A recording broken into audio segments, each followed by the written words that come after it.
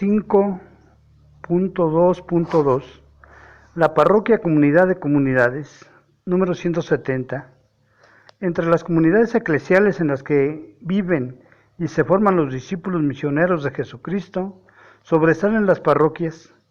Ellas son células vivas de la Iglesia. 171.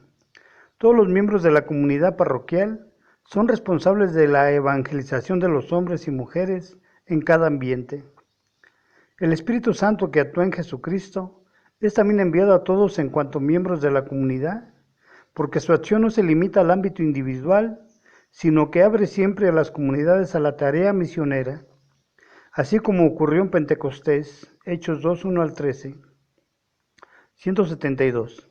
La renovación de las parroquias al inicio del tercer milenio exige reformar sus estructuras para que sea una red de comunidades y grupos capaces de articularse, logrando que sus miembros se sientan y sean realmente discípulos y misioneros de Jesucristo en comunión.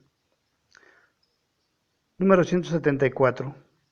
Los mejores esfuerzos de las parroquias en este inicio del tercer milenio deben estar en la convocatoria y en la formación de laicos misioneros. 175.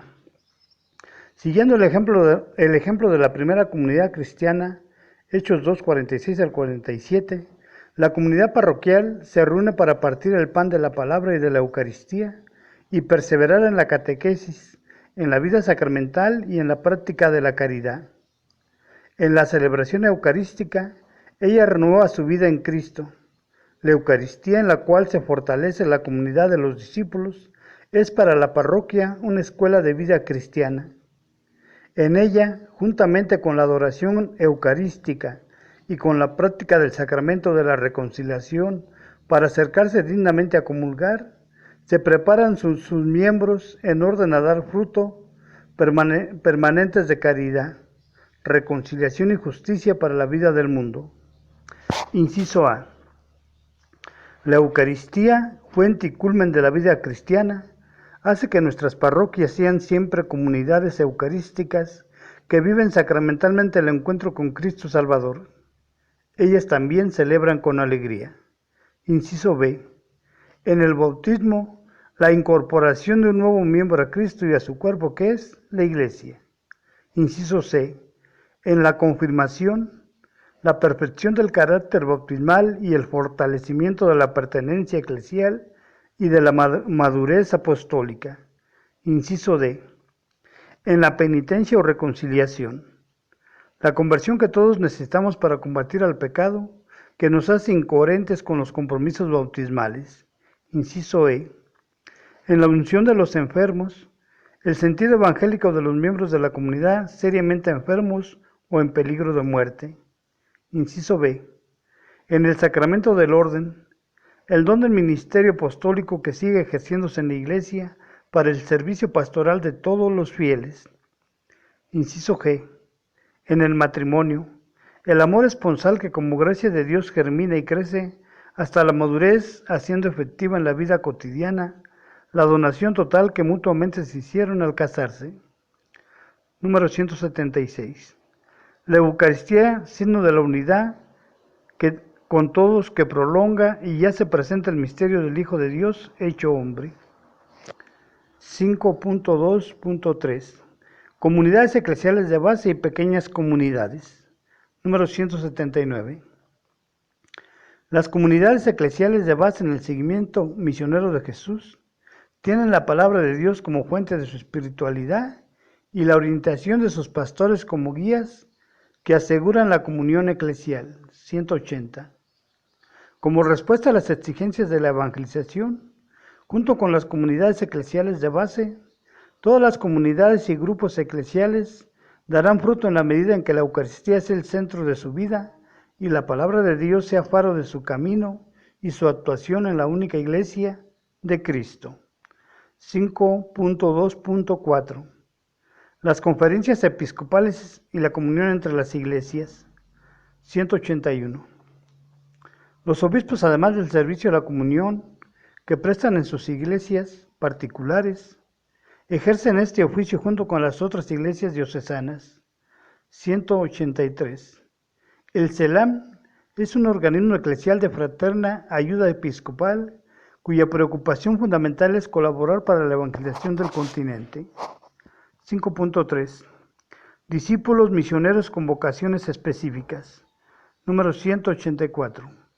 La condición del discípulo brota de Jesucristo como de su fuente por la fe y el bautismo, y crece en la Iglesia. 185. En el fiel cumplimiento de su vocación bautismal, el discípulo ha de tener en cuenta los desafíos que el mundo de hoy le presenta a la Iglesia de Jesús, entre otros.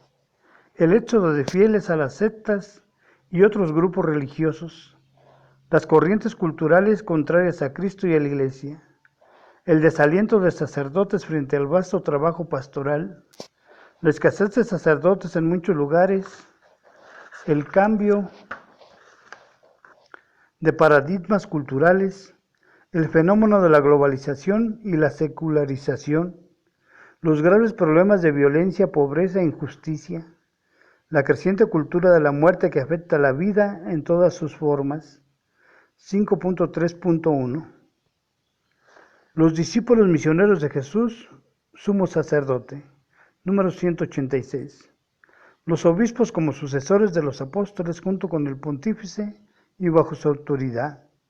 Es como dice San Agustín, con ustedes soy cristiano, para ustedes soy obispo. 188. Los obispos como pastores y guías espirituales de las comunidades, a nosotros encomendadas, estamos llamados a hacer de la Iglesia una casa y escuela de comunión. 5.3.2. Los presbíteros, diáconos, misioneros de Jesús buen pastor. Identidad y misión de los presbíteros. 191. Valoramos y agradecemos con gozo que la inmensa mayoría de los presbíteros vivan su ministerio con fidelidad y sean modelo para las demás. Centrada en la escucha de la palabra de Dios y en la celebración diaria de la Eucaristía, mi misa es mi vida y mi vida es una misa prolongada. Los párrocos, animados de una comunidad de discípulos misioneros. La renovación de la parroquia exige actitudes nuevas en los párrocos y en los sacerdotes que están al servicio de ella. La primera exigencia es que el párroco sea un auténtico discípulo de Jesucristo, porque solo con un sacerdote enamorado del Señor puede renovar una parroquia. 202. Pero sin duda, no basta la entrega generosa del sacerdote y de las comunidades de religiosos. Se requiere que todos los laicos se sientan corresponsables en la formación de los discípulos y en la misión. Esto supone que los párrocos sean promotores y animadores de la diversidad misionera y que dediquen tiempo generosamente al sacramento de la reconciliación. 203. Una parroquia, comunidad de discípulos misioneros, requiere organismos que superen cualquier clase de burocracia. Los consejos pastorales, parroquiales, tendrán que estar formados por discípulos misioneros constantemente preocupados por llegar a todos. El Consejo de Asuntos Económicos, junto a toda la comunidad parroquial, trabajará para obtener los recursos necesarios de manera que la misión avance y se haga realidad en todos los ambientes. Estos y todos los organismos han de estar animados por una espiritualidad de comunión misionera. Sin este camino espiritual, de poco servirían los instrumentos externos de la comunión. Se convertirían en medios sin alma, máscaras de comunión más que sus modos de expresión y crecimiento. 5.3.3. Los diáconos permanentes, discípulos misioneros de Jesús Salvador. 205. Algunos discípulos y misioneros del Señor son llamados a servir a la Iglesia como diáconos permanentes. 5.3.4. Los fieles laicos y laicas, discípulos y misioneros de Jesús, luz del mundo. Número 209. Los fieles laicos son los cristianos que están incorporados a Cristo por el bautismo, que forman el pueblo de Dios y participan de las funciones de Cristo sacerdote, profeta y rey. Ellos realizan según su condición la misión de todo el pueblo cristiano en la iglesia y en el mundo. Son hombres de la iglesia en el corazón del mundo y hombres del mundo en el corazón de la iglesia. 211. Los laicos también están llamados a participar en la acción pastoral de la iglesia, primero con el testimonio de su vida y en segundo lugar con acciones en el campo de la evangelización.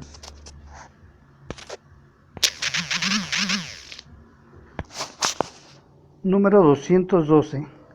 Para cumplir su misión con responsabilidad personal, los laicos necesitan una sólida formación doctrinal, pastoral, espiritual y un adecuado acompañamiento para dar testimonio de Cristo.